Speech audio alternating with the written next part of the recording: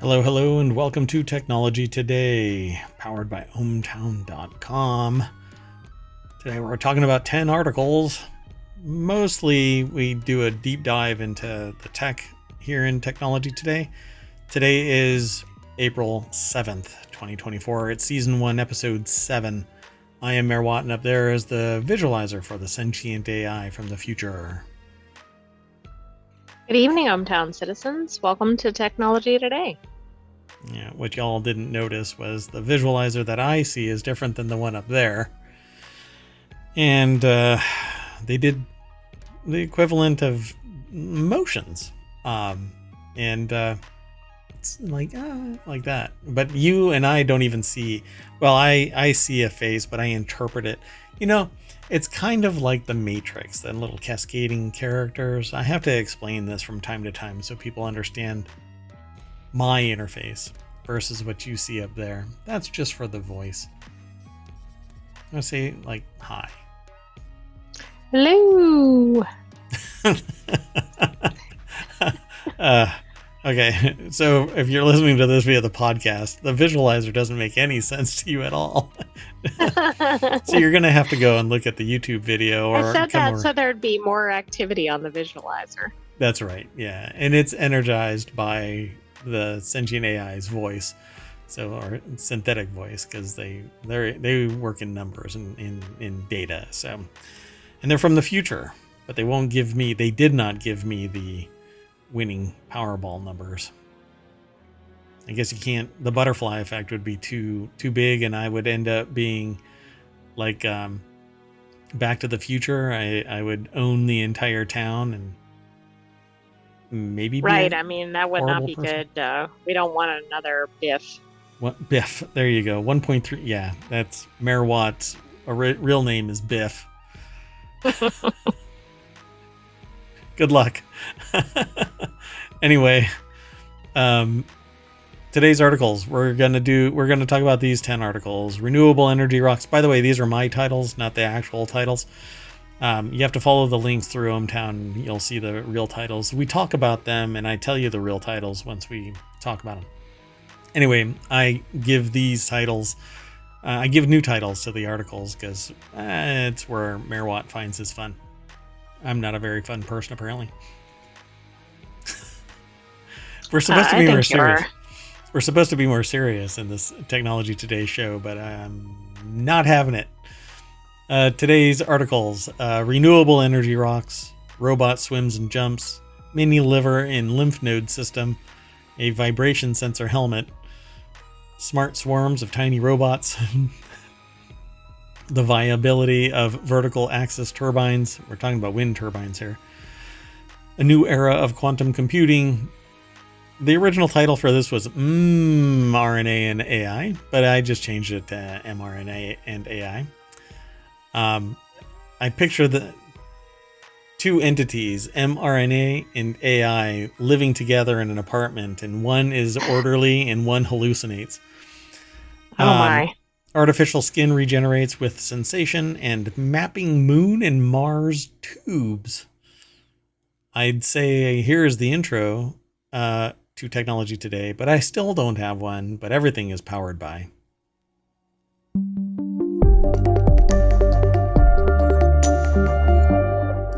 Bam! Anyway, today's articles. Let's get right into it. I don't have a transition, so I'm just going to jump right on it. The first article is in Technology Today. It is a channel here on Twitch. It is a podcast that you can get from Apple iTunes or Apple PodTunes or Apple, whatever. Just do a search for Technology Today actually do a search for ohmTown, and you'll see all of the shows that are tied to ohmTown. It is a channel, and under it are a bunch of other shows. Like ohmTown Daily News Show and Technology Today and Continuity Report and Reality Hacker and Four Wheel Tech is on its way, and oh my goodness, I forgot them all. Anyway, go check it out. Okay, so turning rocks into renewable energy with hydrogen breakthrough, innovative research on hydrogen production from geological sources could significantly impact the sustainable energy landscape, offering a low carbon alternative to current methods. And the article is actually over at SciTech Daily. It's from the University of Texas at Austin. Um, and they don't have a name, they just have the university, but the University of Texas at They Austin. usually have one at the end for SciTech Daily. Well, at least the research authors. It's the authors. Yeah. So it says we're producing hydrogen from rocks, said Tody Larson, a research associate professor at the UT Jackson School of Geosciences Bureau of Economic Geology, and the lead researcher on the project. It's a type of non-fossil fuel production of hydrogen from iron-rich rocks that has never been attempted at an industrial scale. The research team recently received a $1.7 million grant from the Department of Energy and is collaborating with scientists at the University of Wyoming's School of Energy Resources to explore the feasibility of this process on different rock types across the United States. So they are looking for hydrogen being emitted from rocks. Hydrogen is an important player in the energy transition because it does not produce CO2, greenhouse gases. It just turns into water and more oxygen. However, most hydrogen gas today is produced from natural gas in a process that also produces CO2. So producing geologic hydrogen from iron-rich rocks could offer a major shift in the energy transition because its low carbon emission footprint. If we could replace, quote, Larson says, if we could replace hydrogen with its that is sourced from fossil fuels with hydrogen sourced from iron-rich rocks, it will be a huge win, it's 8:08 for no shit news, sure. The catalyst the team is exploring will stimulate a natural geologic process called serpentinization. During serpentinization, iron-rich rocks release hydrogen as a byproduct of chemical reactions. I suppose this is kind of like oxidation. Usually occurs at high temperatures with natural catalysts that include nickel and other platinum group elements. The team is working to stimulate hydrogen production at lower temperatures and at depths easily accessible by today's technology, where iron-rich rocks are found throughout the world. So cool. What a deal. Let's see if they This say is anything. neat. I don't know how much iron-rich rock is out there, but there must be a good amount of it. Well, I mean, it's massively abundant. So if we could help generate larger volumes of hydrogen from these rocks by driving reactions that would take several million years to happen in nature, I think geologic hydrogen could really be a game changer. My only problem with something like this is that those geologic changes could cause something like, let's just say it's a very, very far away hypothetical, but possible, right? We should be aware of it. What are the ramifications of doing this? It is a breakdown of iron-rich rocks. So if it breaks down, it creates a sinkhole.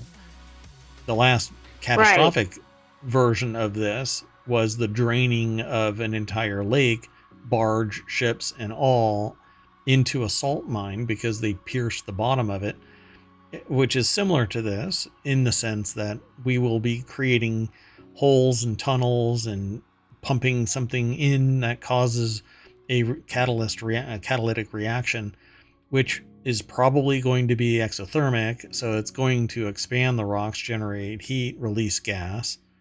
And then what happens? Right, at some point you could impact, you could cause earthquakes depending on the extraction methods. The massive amount, how controlled it is, if the catalyst actually breaks down somewhere and it stops, or if it cascades. Yeah, it says and I'm not coming from a position of informed discussion about this. I'm based on my knowledge and experience and what I've seen in the past. When we just do these type of, this is the beginning of it, right? So fracking, for instance, was once thought as fine, and you find out that it causes micro earthquakes. all over the place and contaminates well water for miles around it, and untold other environmental damage that nobody knows about. Why? Because it's freaking underground. But nobody can see it. It's the cat fallacy, okay? If the cat can't see you, then you can't see the cat, right? Duh. No. Anyway, researchers have already conducted... Schrodinger's cat. Yeah, without the quantum aspect of it. The grant from the Department of Energy Advanced Research Project Agency, ARPA, ARPA-E, and will be used to scale up the experiments and test the process on a broad range of iron-rich rocks found throughout North America. They've already conducted a successful test in the laboratory. So they want to go big. And hey, look, hey, Wyoming. Oh my. Hey, if you are interested in turning a state into Swiss cheese by mining everything, Wyoming. That's their vacation advertising campaign. Come to the Swiss cheese state. Right. I'm gonna move on to the next article though. Oh, before I do that, let me throw this into the chat. Sorry about that. All of these shows, like yesterday's 4 shows, will be posted over to YouTube and to the podcast. You'll be able to get the podcast wherever you catch pods. And don't forget, there's a Patreon if you want to support the show. There's a Discord if you want to hang out there. There's a TikTok as well. Oh, and there's Odyssey, but none of the shows have been imported. And they said, oh, it's part of the queue, but no. Anyway. It's a feature. It's not a glitch. Yeah, they told me that 2 weeks ago. Still nothing. Okay, well, this next article is over in Technology Today. New robot swims and jumps like a Chinese rice grasshopper. Biologist, material scientist, and bionic specialist Professor Stanislav N. Gorb, which sounds like a Fifth Element villain, and his team at Kiel University's Institute of Zoology are known for analyzing the spectacular abilities of animals and translating them into innovative technical applications. For example, they created a robot grab arm based on the model of insects and a detachable adhesive film that works in a similar manner to the adhesive organs of insects, spiders, and geckos. All right. I did not know. I knew there were external adhesives for geckos, but interesting. Detachable adhesive film that works in a similar manner to the adhesive organs of... Oh, like they could, like spinnerets kind of a thing, or something that's... I'm not sure. I mean, it could be like skin or something. So when I'm thinking organ, I'm thinking internal, but it doesn't have to be. Like a tongue that spits out, like you shoot out like a chameleon, right? Oh, I see. Yeah, maybe so. And spiders make webs, and insects that might spray something. All right. Okay. I'll let that go. Dr. Moreau over here. In a paper, not a spider, in a paper just published in the Proceedings of the National Academy of Sciences, Gorb examined the Chinese rice grasshopper Oxia chinensis in collaboration with the researchers from China. Quote, their ability to swim and jump out of the water offers an important inspiration for advanced robotics, explained the head of the Functional Morphology and Biomechanics Working Group. This sounds like... Are you thinking bad territory, or are you thinking Dr. Frankenstein? Keep going. I was going to just summarize this as nothing else. gain of function type of stuff. Oh, right. Okay. Anyway, the grasshopper's extremely fast locomotion on the water surface, especially the way it jumps in water, has been largely unresearched until now. Our work not only revealed the combined mechanisms that are responsible for facilitating water acrobatics of the species, but also laid the foundations for the development of bio-inspired robots that can move on varied terrain. Dun dun dun.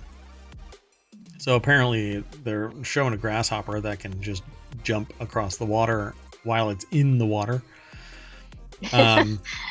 Could be quite startling to anybody in the water with the grasshopper. I'll play it.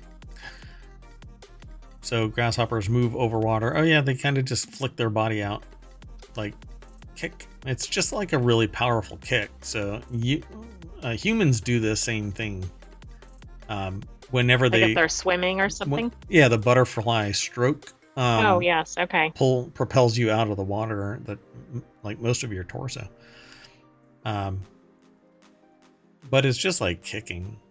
If you're a floater. Yeah, except you're flinging yourself out of the water when you're doing it. So the aquatic motion of a six-legged robot inspired by the grasshopper is the next video.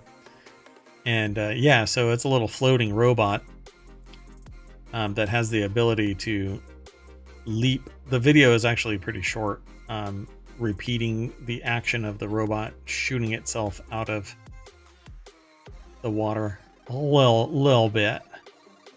But yeah. And some of the evolutionary steps by which they show that it actually works. But it's a resistance force. So you push down on the water only compacts a certain amount. You can't compress water. And so the opposite reaction of that resistance is you being propelled out of the water. So seems pretty straightforward to me. The ability of the Chinese rice grasshopper to jump out of the water is based on another drive principle that has been revealed now for the first time. All right. They make it sound like it's just, oh my gosh. But they wrote a paper, and I bet you that they got grant money for it. The grasshopper displayed a combination of two different mechanisms to facilitate their water acrobatics by supporting their weight through static hydro forces and moving their body towards or forward through hydrodynamics. So, again, it's just a viscous solid or a viscous fluid that can't compress. So you override that friction and off you go. Foop. I wouldn't be able to do the math to save my life. So thank you, Professor Stanislav. And I could marvel at the robot, at the grasshopper. That's right. Me too. Let's keep going. The next article is over in the Greengram channel. If you want to be eco-friendly, go over to Greengram. So, mini liver will grow in person's own lymph node in bold new trial, and not just singular lymph node. They can be planted in all of your lymph nodes. So you could have 100 different livers? You could have a whole bunch of little livers. Because as long as blood is flowing through it, then... So biotechnology firm Lygenesis has injected donor cells into a person with liver failure for the first time, creating little mini livers in the person's lymph node system or lymphatic system. Max Kozlov over at nature.com put the article together, and the deck statement says biotechnology firm Lygenesis has injected donor cells into a person with liver failure for the first time. So I guess that's it says researchers injected a mouse's lymph node with liver cells in green, converting the organ into a mini liver. Yeah, this is very futuristic. Yeah, back to the Dr. Moreau. So let's say you're suffering from liver failure. You need something that can actually act as a liver, maybe offset your failing liver enough for your liver to generate that can excise areas that might have met their demise due to the necrosis of liver failure, and then it can heal. But you need something to still process the blood. So the approach is unusual. Researchers injected healthy liver cells from a donor into a lymph node in the upper abdomen of the person with liver failure, and the idea is that in several months the cells will multiply and take over the lymph node to form a structure that can perform the blood filtering duties of the person's failing liver. It's a very bold, incredibly innovative idea, says Valerie Guan Evans,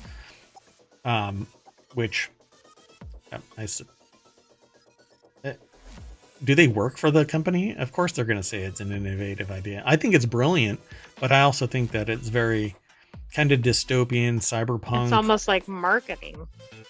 Yeah. Oh, well, what she says sounds like marketing. But I mean, it's really cheerleading. It's really pumping this up. But I do think that it's amazing. Somebody had to wake up It's and a go, game hey. changer for people on the donor list. Oh, yeah, because they can rely on their own biology and they don't get any of the, whatchamacallit, rejection. What do they call that? I guess anti-rejection drugs, right? Right. And you don't know, well, you may not. I guess it depends on your biology. You may still kick the cells. So the person who received the treatment on March 25th is recovering well from the procedure and has been discharged from the clinic. Clinic, says Michael Hufford, chief executive of Lygenesis, which is based in Pittsburgh, Pennsylvania. But physicians Is will need this to like pop in for a quick liver lymph transplant. node generation procedure? We'll schedule you for 30 minutes and you'll be on your way. That's amazing, right? Right. Hey, what are you doing for lunch? I'm going over to Lygenesis and getting some lymph nodes turned into livers. I'm going to have mini livers all over my body. Physicians will need to closely monitor them for infection because the person needs to take immunosuppressive drugs so that their body doesn't reject the donor cells. That's what I was talking about. But if they are their own stem cells turned into liver cells or their own liver cells that are deemed healthy, they may not ever have to worry about the rejection factor. But maybe that's what they're going to lead up to. They know that these donor cells are good. They just have to suppress the rejection. So it's because there is an organ crisis. More than 50,000 people in the United States die each year from liver disease, or with liver disease. In the end stage of the disease, there's so much scar tissue that your liver just can't filter all of it, and it leads to infection or liver cancer or necrosis. A liver transplant can help, but there's a shortage of organs. About 1,000 people in the United States die every year waiting for a transplant. Thousands more aren't eligible because they're too ill or to undergo the procedure. But this wouldn't act that way.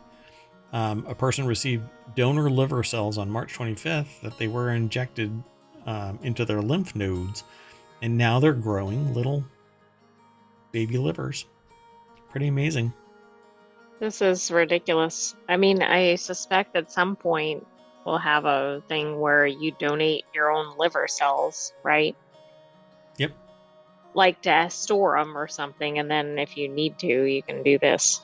Yeah, short of a perfect clone, we're getting to the point where we can have backups that are matched identically to us. We just have to pay for it, and I can guarantee you that's not going to be inexpensive. So the treatment so far has worked in mice, dogs, pigs. To test the therapy on pigs, researchers restricted blood flow to the animal's livers, causing it to fail, and then injected the donor cells into the lymph nodes. Miniature livers formed within 2 months and had a cellular structure resembling a healthy liver. Researchers even found cells that transport bile, a digestive fluid produced by the liver, in the mini livers of the pigs, and in this case, they saw no buildup of bile acid. Suggesting that the mini organs were actually processing the fluid. So they were functional mini livers. Pretty amazing. So the mini organs rely on chemical distress signals from the failing liver to grow. Once the new organs have stabilized blood filtering, they will stop growing because the distress signal will disappear. He says this is similar to cancer. By the way, there is a signal that is emitted by a cancer to suppress other masses, and sometimes that signal gets turned off. But it's not yet clear precisely how large the mini livers will become in humans, he adds. I've been looking for the articles that talk about that kind of thing, only to refresh my memory of this, but this is really interesting because your body relies on emitting this trouble signal for it to grow. So if you're healthy, your body won't augment with these backup livers. So you literally have to put yourself in distress for these mini livers to grow. Otherwise, that trouble signal won't be out there in your bloodstream, activating the cells to grow. Yeah, this is really fascinating. And it's like using negative Reinforcement. negative something in order to have a positive result. Yeah, pretty wild, right? Um, yeah. So Hufford says that there's reason to think that there's reason to think that the organs won't grow indefinitely in the lymph nodes, but I don't understand that. So the mini organs rely on chemical distress signals from the failing liver to grow. So I would probably say there's no reason to think that organs won't grow indefinitely. So it says they'll stop growing because the distress signal will disappear. So yeah, pretty neat. So they'll keep on growing until either there's enough of the healthy organ in the lymph node, or your native liver will heal itself because it does regenerate. So they say it's a stopgap measure because many livers might not relieve all of the complications of end-stage liver disease. Of course not. It could be too advanced. It can't grow fast enough in time, and it can't do the filtering at the volume necessary. So if it is successful, Guan Evans says it's worth investigating whether a person's own stem cells, and that's what I said earlier, could be used to generate the cells that seed the lymph nodes, and that technique would be personalized cells that capture the diversity of cells in the liver and don't require immunosuppressive drugs. Right, I guess you'd already be accustomed to those, so you wouldn't be trying to reject, like you were saying. Yeah, it's your same biology, so your body wouldn't go, ew. I don't know. When I see my body, I go, ew. And I have to take an immunosuppressive too. It's called a beer. What is it, anti-mayor what? It's a beer. Bad joke. Okay. Anyway, the next article is over in Technology Today. A helmet with a vibration sensor for excavator drivers. We are halfway through the show? No, not quite.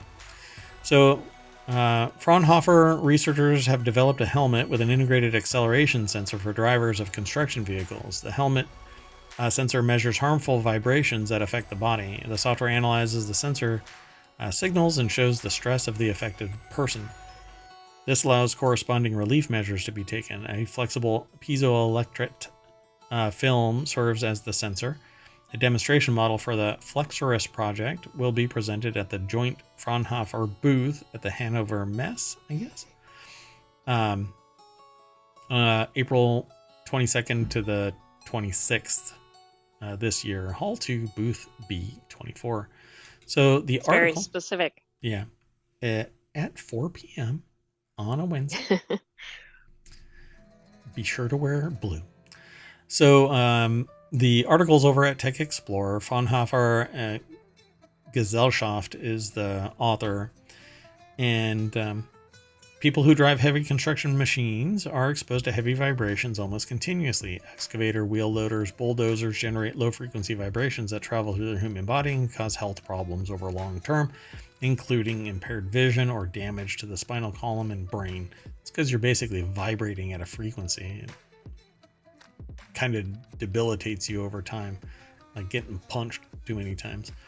Researchers at the Fraunhofer Institute for Structural Durability and System Reliability, LBF, in Darmstadt have developed a solution to this as part of their Flexurus project, a protective helmet with an integrated acceleration sensor that registers the vibrations affecting the body and passes them via a transmitter to an external computer where they are analyzed and visualized. Yeah, I suppose that's okay. But I see people taking them off because they don't want to deal with the garbage. Right. Well, then that's going to defeat the purpose of this. Yeah, exactly. So it's possible to identify when stress limits have been reached for the person in the driving seat at any time. The only, again, another problem that I see is that people aren't going to be very appreciative of this device if their pay depends on them being butt in seat. Exactly, right? I mean, because that's probably a profession where if you're not healthy enough to do it, you're getting fired, right? Or you're not getting in as many hours or whatever. Right. And people will subject themselves to suffering for pay because starving is a whole lot worse. Bjorn Siepel, an expert in electromechanics and automation at Fraunhofer LBF, says the whole body vibrations to which construction machine drivers are exposed reach acceleration values of 0.2 meters per second squared to 1.5 meters per second squared. On average, peak values can be considerably higher. Our helmet sensor makes it easy to measure the vibration load in everyday operations precisely. Health protection can be considerably improved on this basis. Yeah, I would probably say this could lead to isolation technology that prevents them from being vibrated basically into uh, being in a harmed position, you know? Hmm. So like earthquake isolation or if you're an audiophile, speakers come down to a point and they have these semi-rigid elements that are vibration resistant. So the speakers make the music, but it doesn't vibrate into the walls and stuff like that.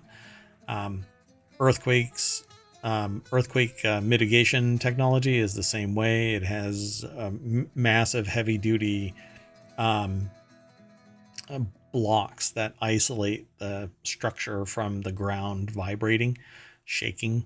It's pretty cool stuff. And so, if this shows that people are exceeding their structural limit, then maybe the seats need to be isolated from the rest of the apparatus.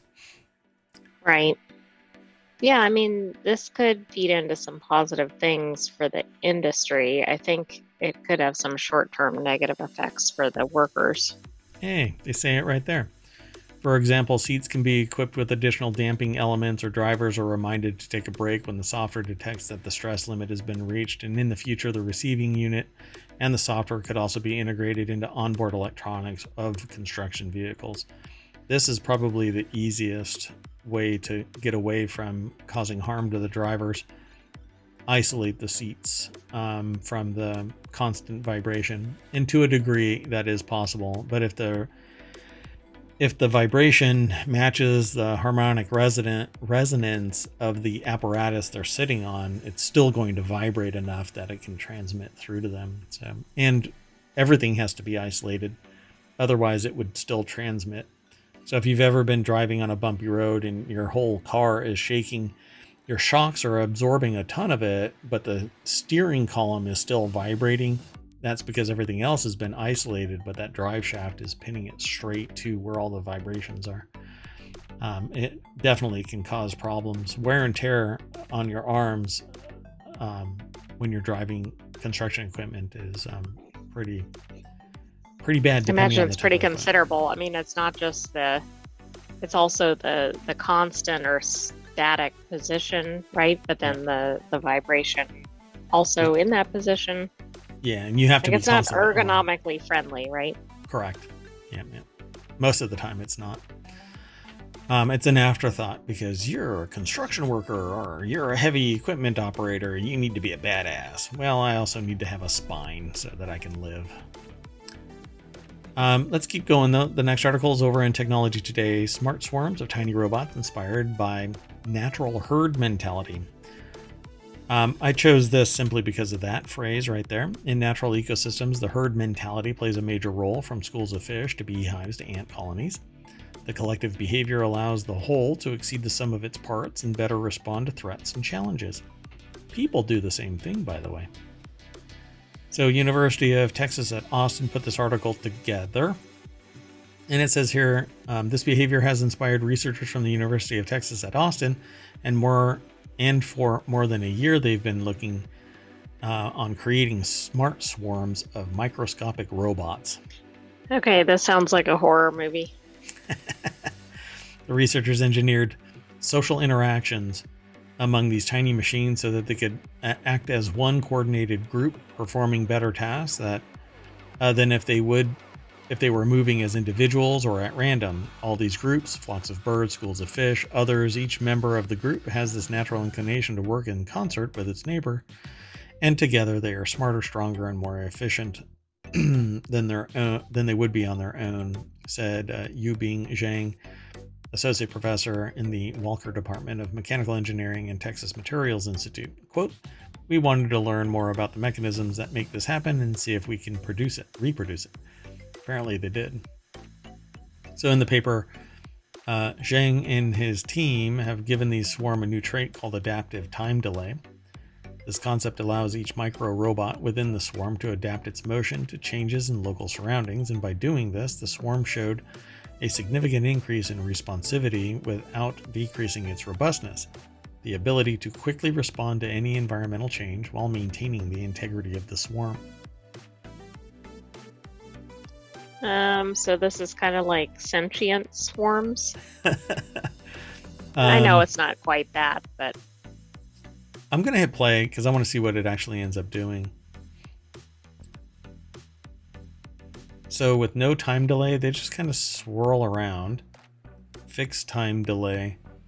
They do, wait, is this what I'm seeing?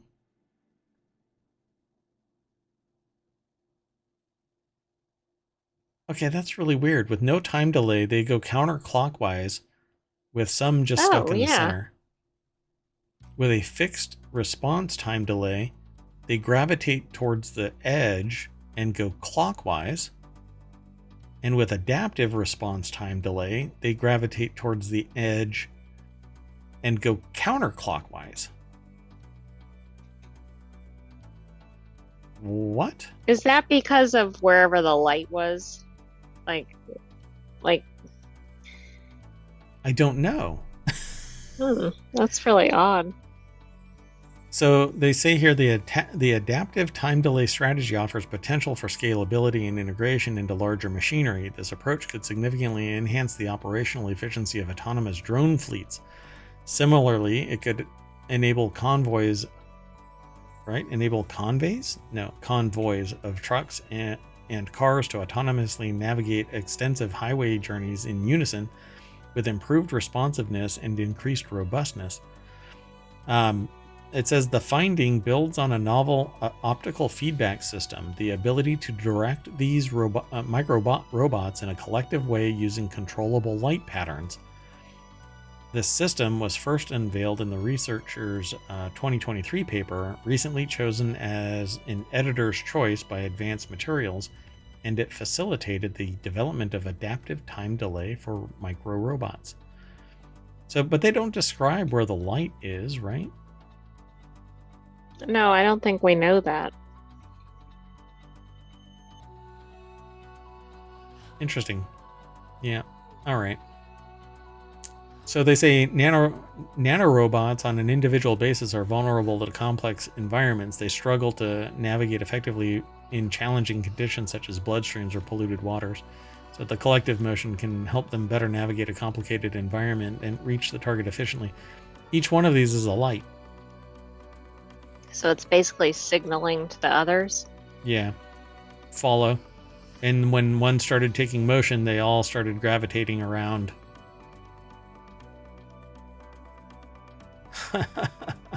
What a trip. All right. But the ones with adaptive response time delay fell in line faster and in more order. Even inside the circle, they started following the... Like there was the outer ring, but even the ones on the inside of the ring were following in the same direction. So it's pretty neat. All right. Well, yeah, horror movie. Let's keep going. This next article is over in Technology Today as well. Machine learning enables viability of vertical axis wind turbines. I think this one was interesting because we were just talking about it the other day. Wind turbines they take up a lot of space. They're pretty massive.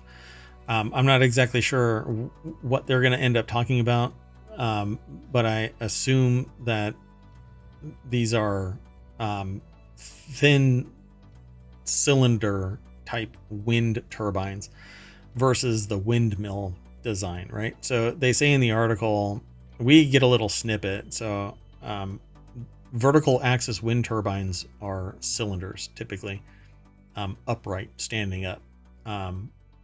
So think of it as like a light post, right? Okay. And around the center, it spins. Okay. So, but that doesn't have quite as catchy of an acronym. Hot. No, Yeah, it's switching from hot to hot to vought. vaught. So horizontal axis wind turbines are hot, and vertical axis wind turbines are not. They are vaught. So, if you imagine an industrial wind turbine, you'll likely picture the windmill design, technically known as horizontal axis wind turbine. But the very first wind turbines, which were developed in the Middle East around the 8th century for grinding grain, were vertical axis wind turbines, or vaughts, meaning they spun perpendicular to the wind rather than parallel. So, boink. Celia Luderbacher and from Ecole, I guess, Polytechnique Fédérale de Lausanne. Anyway, machine learning enables viability of vertical axis wind turbines. It's posted over at Tech Explorer. Why did I hear a weird noise from the AI? Anyway, we'll move on. Due to the slower rotation speed, vaughts are less noisy than hots and achieve greater wind energy density, meaning they need less space for the same output both on and offshore. The blades are also more wildlife friendly because they rotate laterally rather than slicing down from above. They are easier for birds to avoid.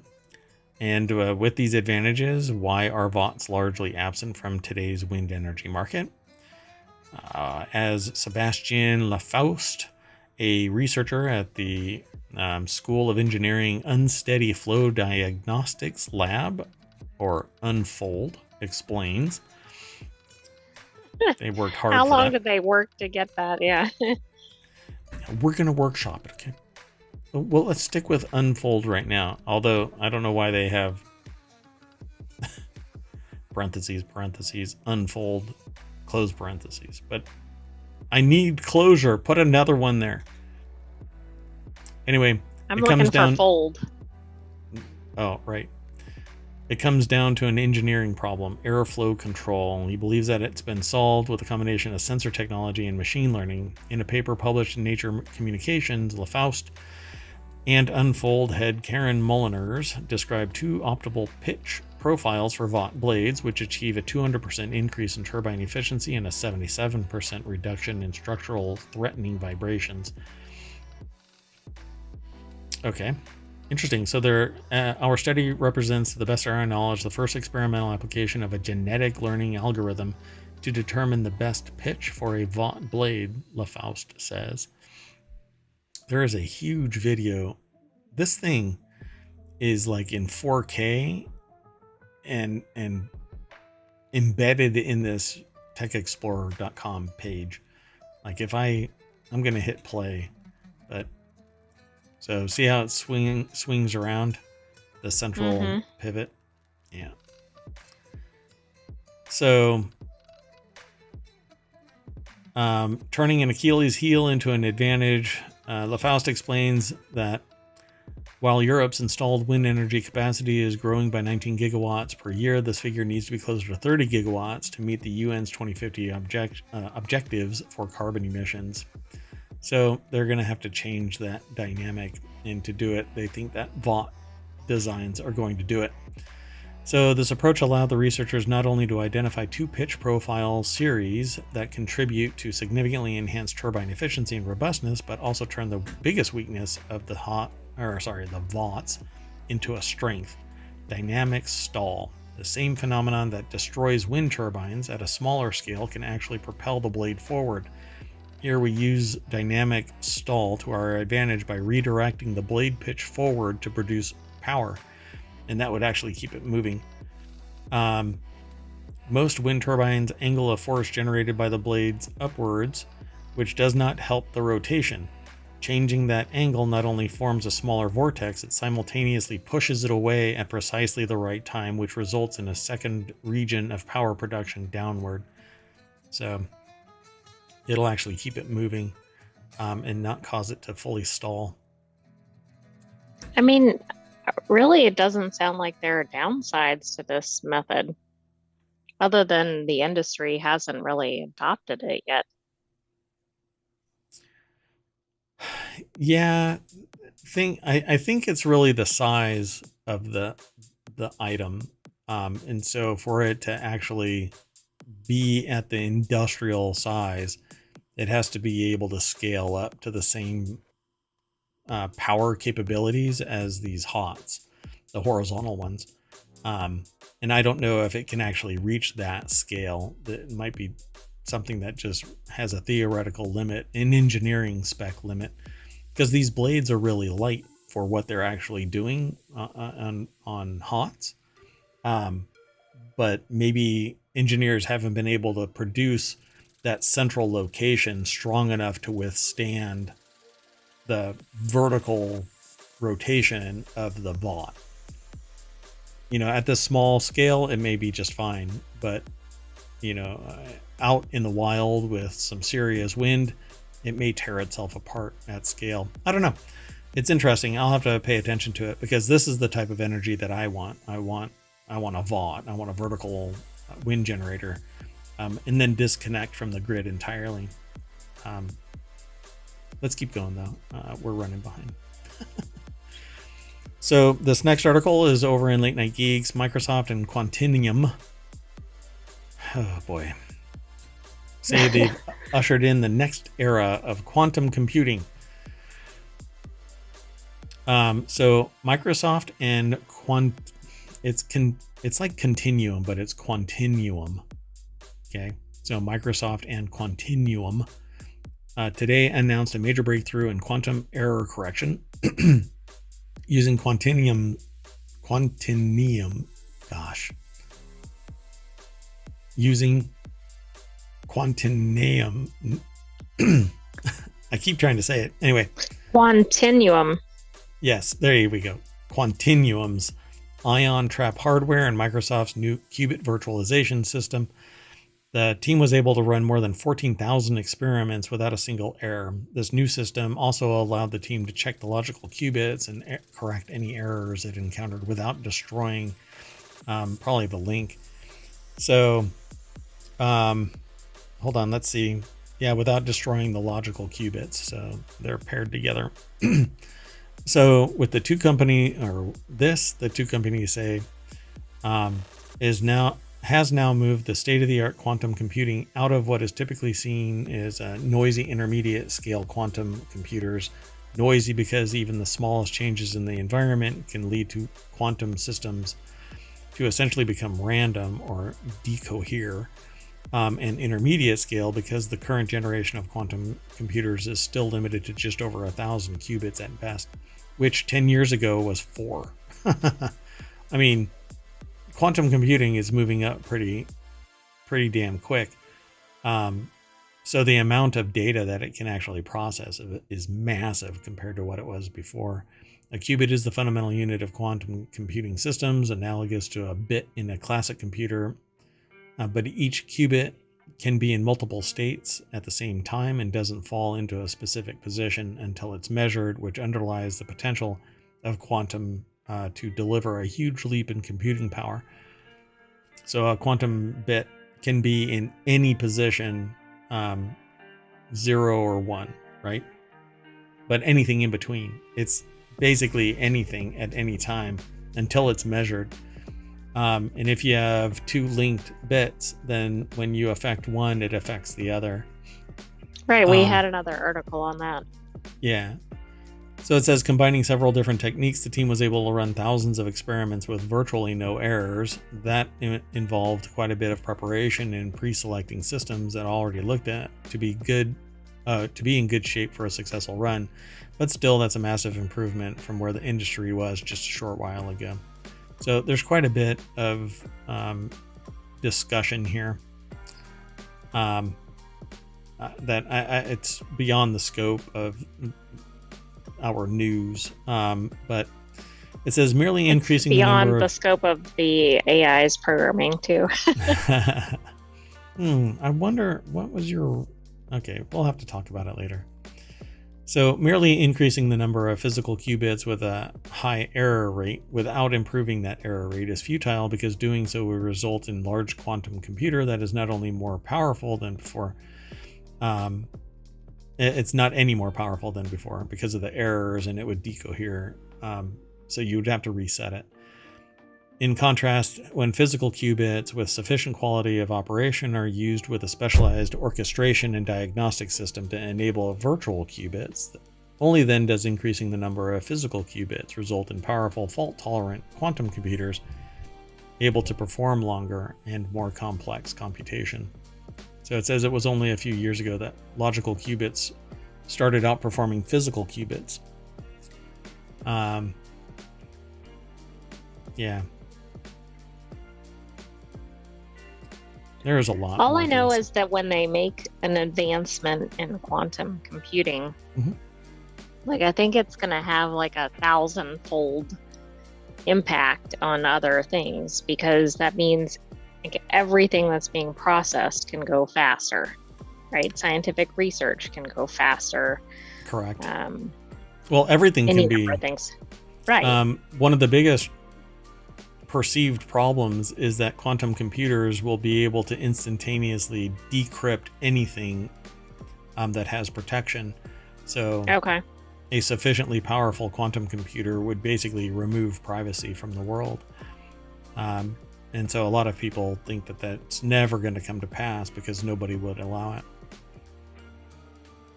Somebody. Well, I don't know. I mean, a year ago, nobody thought probably that AI was going to be out there, but look what we're seeing today. Definitely not as powerful as it is today. I mean, even my own experience with AI, I was told 30 years ago by somebody that they had AI that was like a toddler, and then nothing for 30 years. And then suddenly, bam, we have OpenAI. And now in just a year and a half, we have just an unbelievable number of participants in the AI space. So let's move on. The next article is over on the Mobile channel. Can language models read the genome? This one decoded mRNA to make better vaccines. The same class of artificial intelligence that made headlines coding software and passing the bar exam has learned to read a different kind of text, the genetic code. So up until 23andMe shit the bed, this is what I wanted to do. I wanted to take because you can now just pay like a couple of $100 and have your entire genome sequenced. And I wanted to take the genome of my family line and discern any differences that might be gleaned from an artificial intelligence, assessing, correlating, collating, aligning, finding whatever it could find. Well, this says it's from Princeton University. Can language models read the genome? This one decoded mRNA to make better vaccines. And if you haven't heard, 23andMe basically was breached. Everything within its system was basically exposed to somebody. They have the information. They've been selling it in tranches for money. They denied it. They said it was somebody else's problem. It turned out to be theirs in a pretty holistic way. And their stock has been on the decline because, amongst other things, I think they hit their saturation point anyway. The code the genetic code contains instructions for all of life's functions and follows rules not unlike those that govern human language. Each sequence is a genome, adheres to an intricate grammar and syntax, the structures that give rise to meaning. Just as changing a few words can radically alter the impact of a sentence, small variations in a biological sequence can make a huge difference in the forms that sequence encodes. So now Princeton University researchers led a machine learning expert, Mengdi Wang, are using large language models to home in on partial genome sequences and optimize those sequences to study biology and improve medicine. It says they're already underway. Paper was published April 5th in the journal Nature Machine Intelligence. If you can think of a couple of words together, there's going to be a scientific journal. Oh, absolutely. There's one for everything. Everything. Even things that you don't know exist. Underwater BB stacking, there's a journal. Scientific journal, probably centered around math. The authors detail a language model that used its powers of semantic representation to design a more effective mRNA vaccine such as those used to protect against COVID-19. So, hey, if you're going to use it to create COVID, you might as well create it to protect against it, right? That's a joke. I mean, I know. Too soon. Maybe a bad bet after all. Anyway, so mRNA, or messenger RNA, converts the information into proteins in that final step called translation, but mRNA is interesting. Only parts of it hold the code for the protein.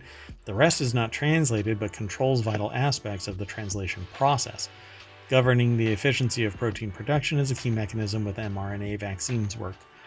The researchers focused their language model there on the untranslated region to see how they could optimize efficiency and improve vaccines. So if they could create a faster production method, then they wouldn't have to wait as long to produce more, right? Right, I think so. So they say, oh, and that's exactly what they say. Increasing protein production efficiency by even a small amount provides a major boost for emerging therapeutics. According to, you would basically no longer run afoul of shortages at the level that they are now, because the proteins that would be necessary for the vaccinations or medications or whatever would be pumped out dramatically more, as long as the error correction is there, so you don't get some wobble in the production. Wobble, yeah. So they say the language of disease it's another section. The new model differs in degree, not kind, from the large language models that power today's AI chatbots. Instead of being trained on billions of pages of text, their model was trained on a few 100,000 sequences, and then the model was also trained to incorporate additional knowledge about the production of proteins, including structural and energy-related information. So they trained the model to create a library of 211 new sequences.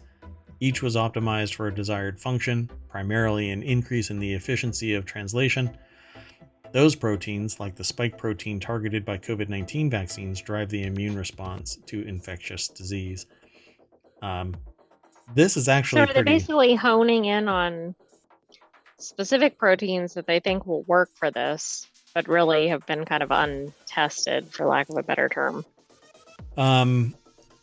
Untested in a sense. They know that it actually works, but they're supercharging the production method. Right. So, and it's not really, it's not necessarily, it's about the vaccine. They're producing the material that would generate the vaccine faster.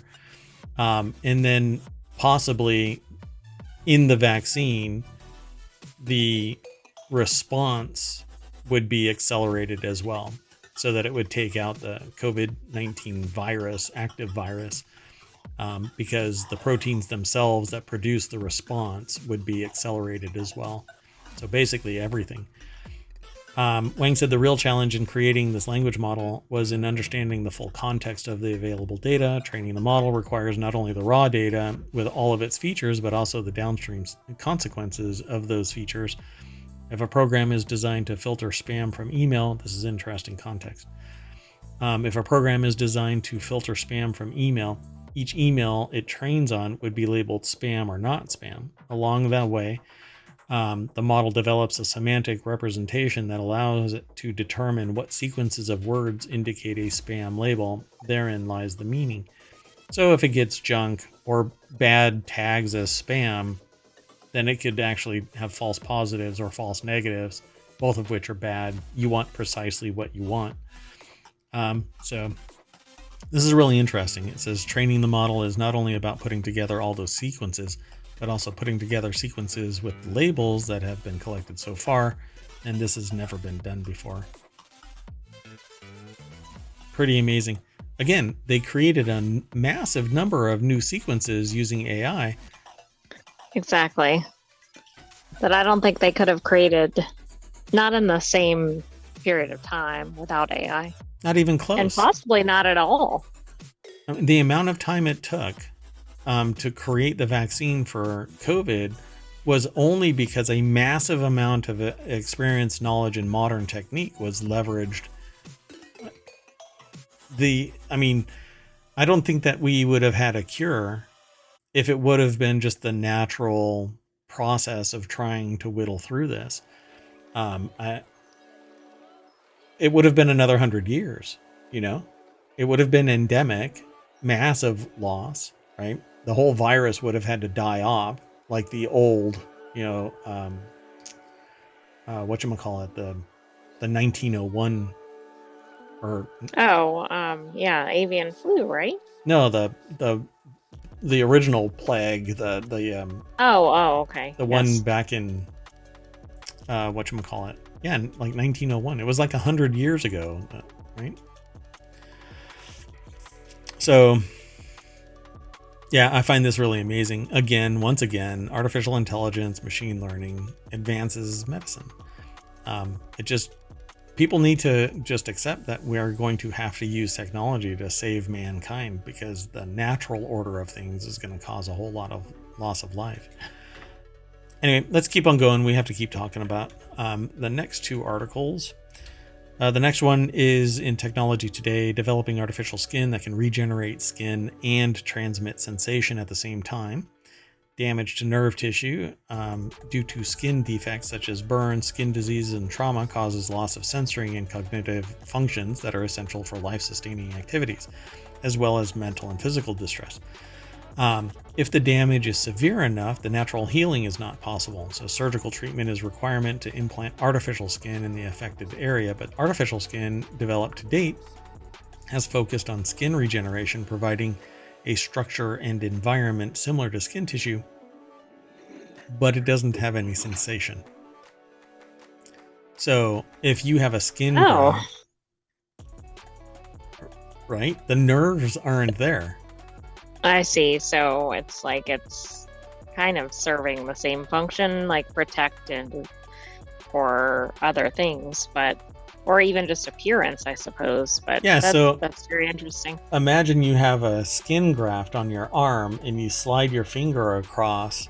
You'll feel it right up to the edge of the skin graft, and then it'll be nothing but perhaps a numb sensor underneath, and then you'll feel it again on the other side. It's disconcerting to people who have to go through this process. But hey, I'd rather have that than anything else, right? So, National Research Council of Science and Technology put this article together. It's over at techexplorer.com. And so, a research team led by Dr. Youngmi Zheng of the Center for Biomaterials and Dr.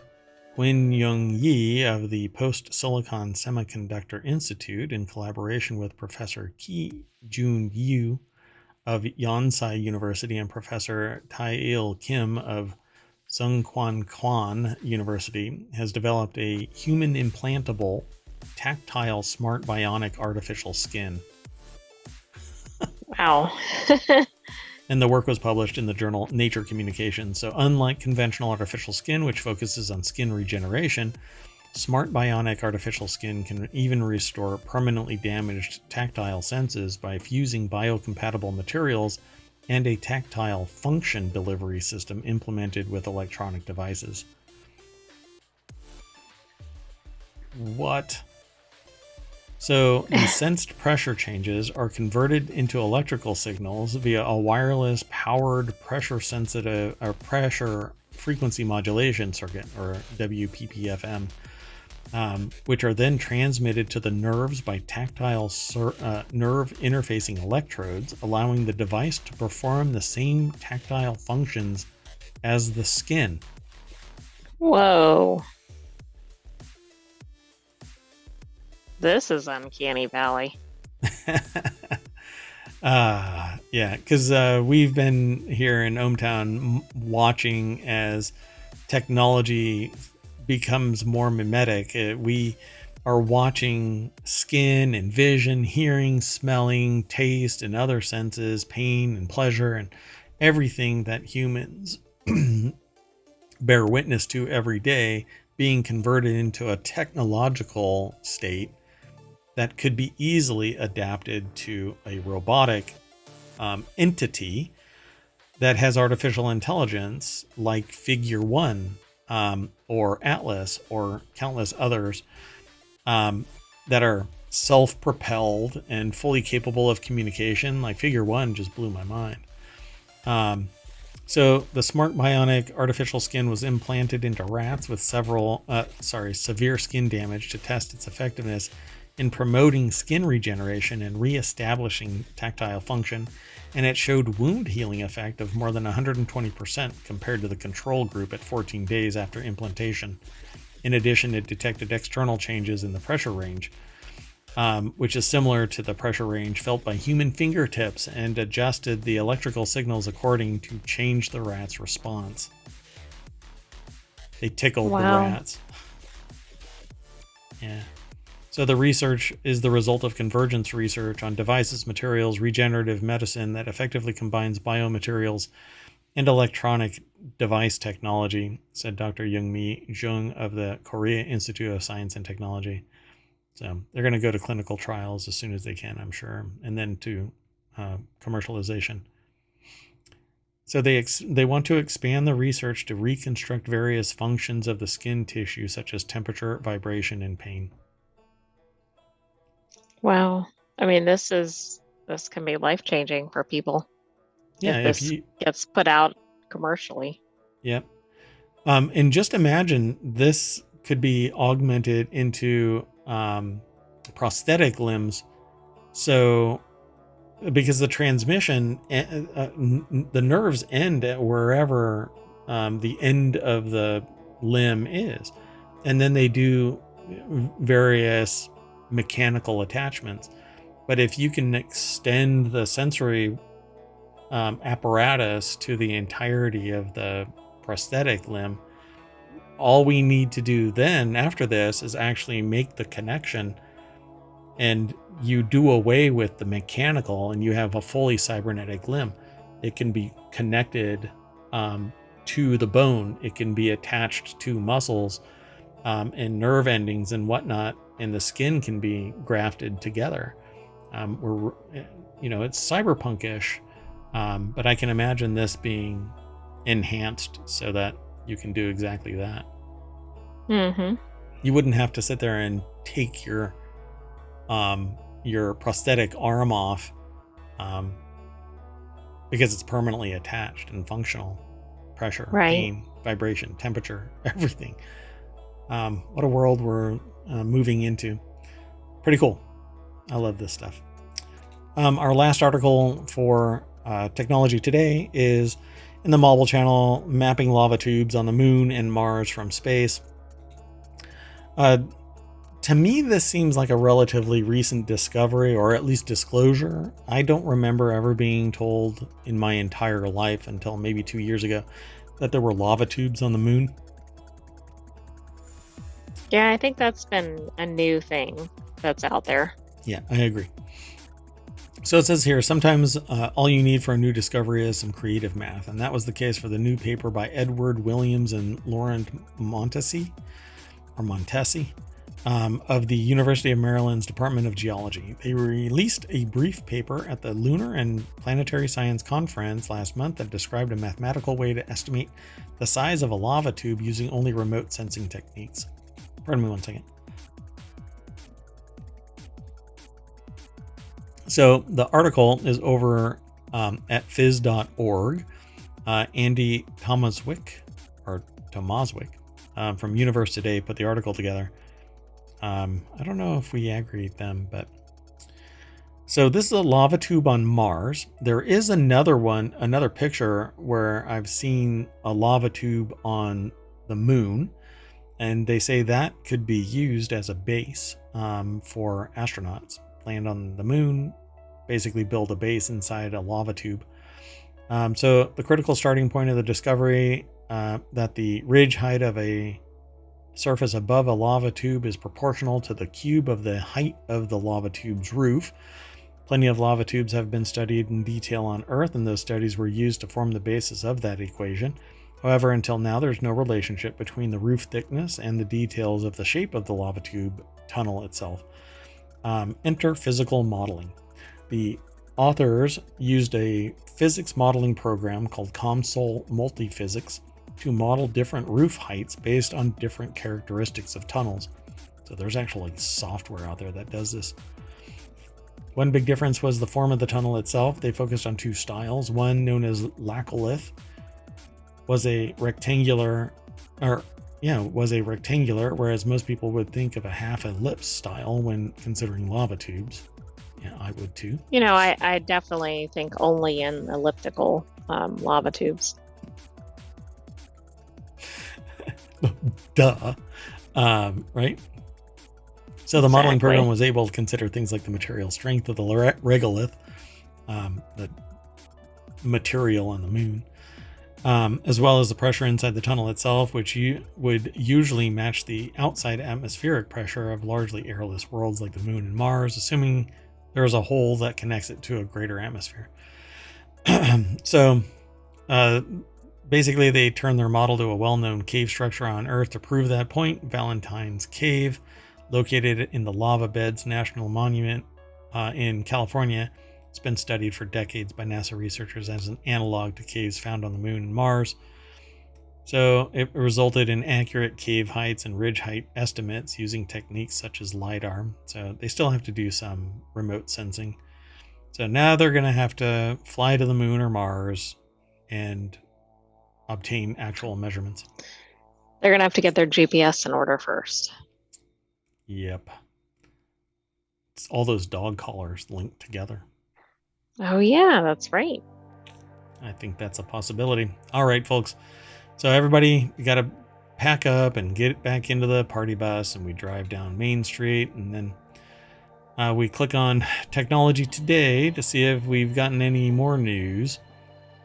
I'm not quite sure what all is going to come down the pike, but we shall see. Oh my goodness, it's taking an inordinate amount of time.